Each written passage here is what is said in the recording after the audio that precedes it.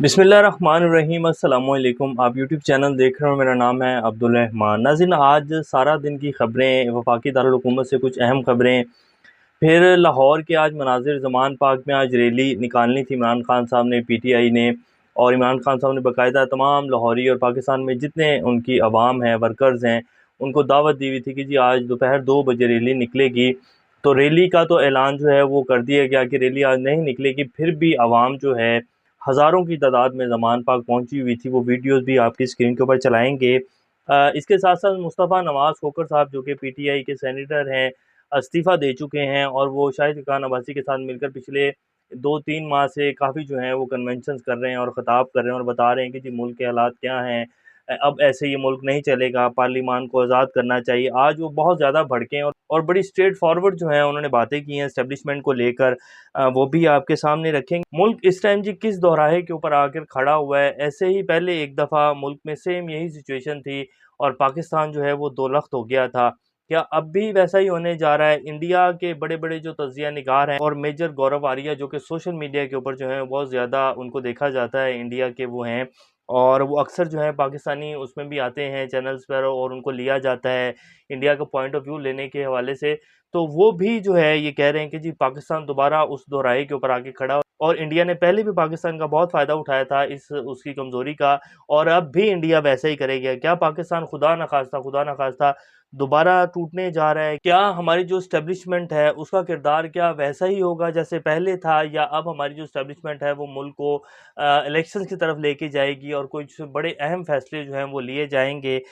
ये सारी डिटेल्स आज आपके सामने रखेंगे। आज सुप्रीम कोर्ट बार्स और लाहौर हाई कोर्ट बार्स ने जो है वो अदलिया के साथ एक और कदम जो है वो आगे बढ़ाया है और अदलिया के हक में एक बहुत बड़ी करारदाद जो है वो मंजूर की है।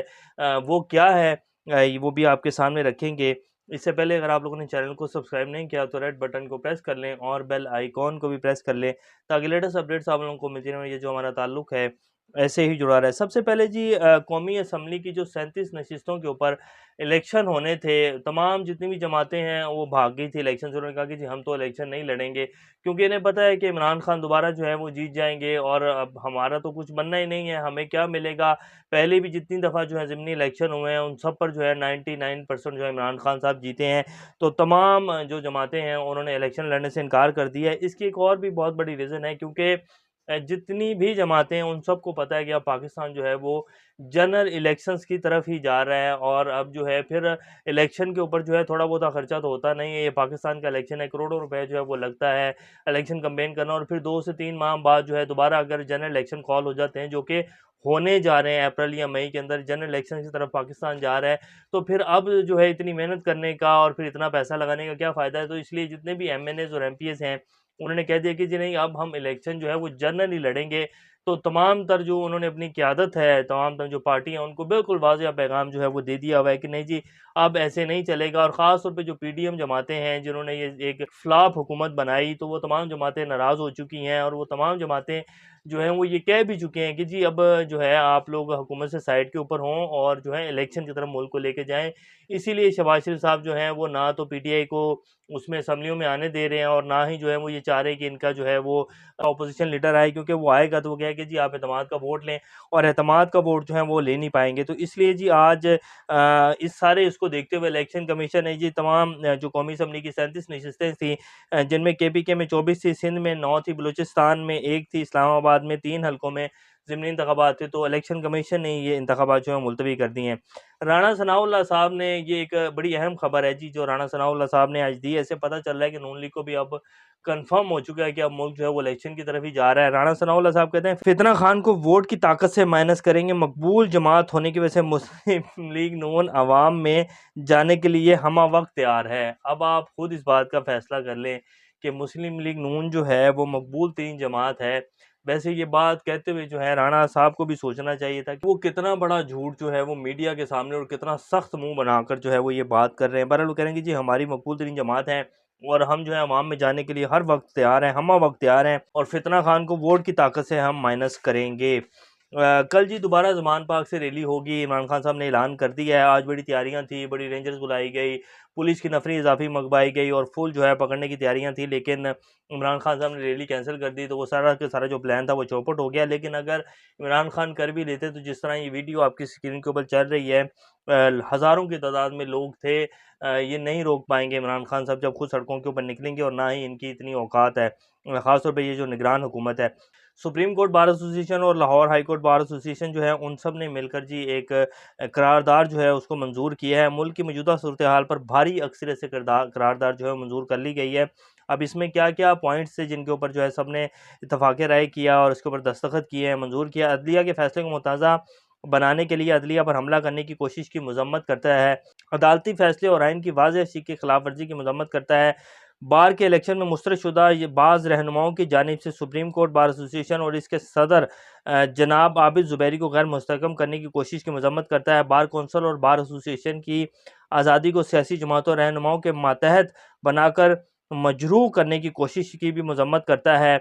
और ये जी 4-5 पॉइंट्स हैं जिनके ऊपर एक करारदाद मंजूर की है और बाकायदा सुप्रीम कोर्ट के साथ खड़े हो गए हैं तमाम वकला बिरादरी। और ये तो एतजाज़ हसन साहब हों, जितने बड़े सीनियर वकला हैं, वो ये कह चुके हैं कि जी जो चीफ जस्टिस ऑफ पाकिस्तान है वो हमारी रेड लाइन है और सुप्रीम कोर्ट हमारी रेड लाइन है। आइन की खिलाफ वर्जी तो हम किसी सूरत नहीं होने देंगे, वरना फिर पाकिस्तान में तहरीक चलेगी, फिर वो तहरीक का कौन सा रुख इख्तियार करेगी वो कोई नहीं बता सकता है। आज लाहौर में बहुत सारी जो फैमिलीज़ हैं वो बहुत डिस्टर्ब थी, और जो लोग रैली में जाना चाह रहे थे उनको रोका जा रहा था। तो बहुत सारी वीडियो जो है सोशल मीडिया के ऊपर चली, जिसमें बहुत सारे लोगों का जो है वो गुस्सा निकल के सामने आ रहा है। अभी ये गुस्सा सिर्फ निकल रहा है, फ्रस्ट्रेशन जो है आवाम की निकल रही है। अभी आवाम जो है उस नहज के ऊपर नहीं लेके जाना चाहिए कि जहाँ फिर कुछ भी नहीं बचेगा, और जहाँ फिर वापसी पॉइंट ऑफ नो रिटर्न के ऊपर नहीं लेके जाएँ आवाम को। और अपील है हमारे जो रियासती अदारे हैं, हमारे जो इस मुल्क को, जो अभी भी लोग ये चाहते हैं कि मुल्क सीधा हो जाए और हमारी जो कुछ इज़्ज़त है वो बच जाए, तो उनको जो है अब मुल्क को इलेक्शन की तरफ लेके जाना चाहिए, ना कि मज़ीद ज़िद की जाए और ना कि मज़ीद मुल्क को तबाही की तरफ लेके जाया जाए। मुस्तफ़ा नवाज़ खोखर साहब भी जी आज एक कन्वेंशन से खिताब करते हुए बहुत भड़के। उन्होंने कहा कि जी आज पाकिस्तान फिर इस दोहराए पे खड़ा है जहां पहले पाकिस्तान दो लख्त हो गया था। कब तक बंद कमरों के फैसले जो हैं इस मुल्क में चलेंगे? हमें इस्टेब्लिशमेंट के किरदार पर खुल कर बात करनी होगी, हमें पार्लिमान को मजबूत करना होगा और ये हम सियासतदानों को फैसला करना होगा। आज आवाम जो सुनना चाह रही है अपने सियासतदानों से, अपने नुमाइंदों से, जिनको वो पार्लियामेंट में भेजती है, वो सारे वो बात नहीं कर रहे हैं, सारे अपनी अपनी कुर्सी, अपनी सियासत को लेकर चल रहे हैं। तो अब ऑलरेडी मुल्क जो है तारीखी तबाही का शिकार हो चुका है। अब हमें खुलकर बात करनी होगी, इस्टेब्लिशमेंट का किरदार के ऊपर खुलकर बात करनी होगी। अब बंद कमरों के फैसले जो हैं वो नहीं मुसल्लत किए जाने चाहिए। अब मज़ीद मुल्क जो है वो किसी और तबाही का शिकार नहीं हो सकता, और पहले भी मुल्क दो लख्त हो गया था। क्या हम उस चीज़ का जो है इंतज़ार कर रहे हैं? तो ये जी आज उन्होंने कहा है, और जितना वो अपना निकाल सकते थे गुस्सा वो निकाल रहे थे, और निकालना भी चाहिए जी। मुल्क तबाही के दहाने के ऊपर आगे खड़ा हो गया है, और फिर ये कहा जाता है कि जी मुल्क जो है वो निकलेगा, मुल्क डिफ़ॉल्ट से बाहर आ गया है, मुल्क तरक्की भी करेगा। क्या खाक तरक्की करेगा मुल्क? 1-1 अरब डॉलर के लिए तो हमारी जो है नाक से निकले निकल रही हैं IMF के सामने। अभी भी IMF को मुआहदा जो वज़ीर ख़ज़ाना साहब कहते हैं कि जी अब हो जाएगा, अब हो जाएगा, अब हो जाएगा। पिछले 3 महीने से वो यही कहे जा रहे हैं IMF से मुआहदा हो रहा है, IMF से मुआहदा हो रहा है, और IMF जो है वो हर हफ़्ता जो है आगे लेके जाता जा रहा है इस मुआहदे को।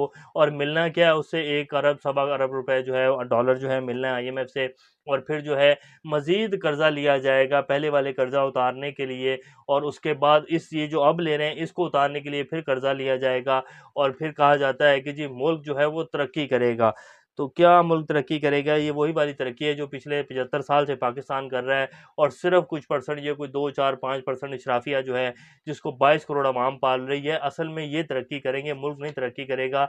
और ये सिर्फ़ हमें चूरन बेच रहे हैं कि मुल्क तरक्की करेगा, मुल्क यूँ हो जाएगा, मुल्क नाज़ुक दौर से गुज़र रहा है, अब ये सही हो जाएगा।